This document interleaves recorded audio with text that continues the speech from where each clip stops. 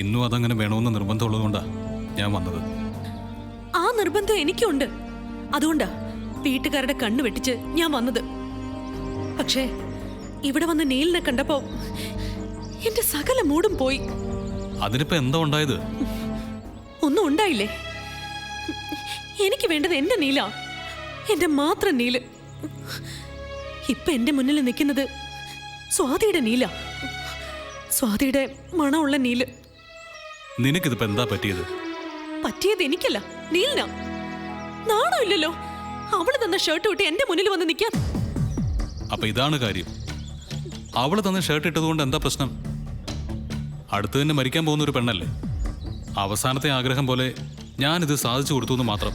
ഒന്നുമല്ല, എനിക്ക് മനസ്സിലായി സത്യം എന്താണെന്ന്. നീലിന്റെ മനസ്സില് പതുക്കെ പതുക്കെ അവള് കേറിക്കൊണ്ടിരിക്കുക. അധികം വൈകാതെ അവൾ ആധിപത്യം സ്ഥാപിക്കും. അതോടെ ഞാൻ പുറത്ത്. അങ്ങനൊന്നും സംഭവിക്കില്ല. നിനക്കെന്നെ മനസ്സിലാവാത്തോണ്ടാ ഇങ്ങനെയൊക്കെ പറയുന്നത്. നിനക്കറിയോ, എൻ്റെ ബർത്ത്ഡേ പ്രമാണിച്ച് അവിടെ സദ്യയൊക്കെ ഒരുക്കുക. എന്നിട്ട് ഞാനതിന് പോകുന്നുണ്ടോ? ഇല്ല. എന്താ കാരണം? ഞാൻ നിന്റെ ഒപ്പം ലഞ്ച് കഴിക്കാൻ പോകുന്നത്. എനിക്ക് വലുത് നീയാ. ഒന്നും എനിക്ക് കേൾക്കണ്ട. ഈ ഷർട്ട് ഇട്ട് നീലിനെ എനിക്ക് കാണാൻ വേണ്ട. ഇട്ടുപോയില്ലേ, എന്ത് ചെയ്യാനാ? ദാ, ഇത് ഞാൻ വാങ്ങിയ ഷർട്ടാ. അത് ഊരി ഇതിടണം.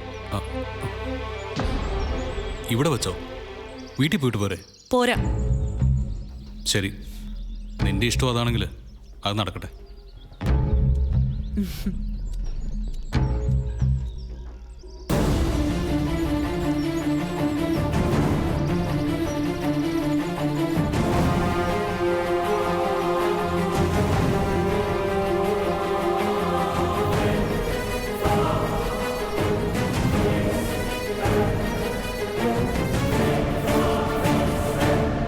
മതിയോ?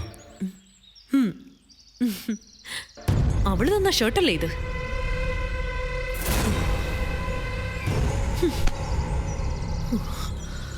അവള് തന്ന ഒന്നും നീലിന് ആവശ്യമില്ല, മനസ്സിലായോ?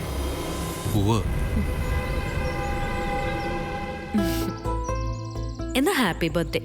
എന്ത് ഹാപ്പി ബർത്ത്ഡേ? Thank you.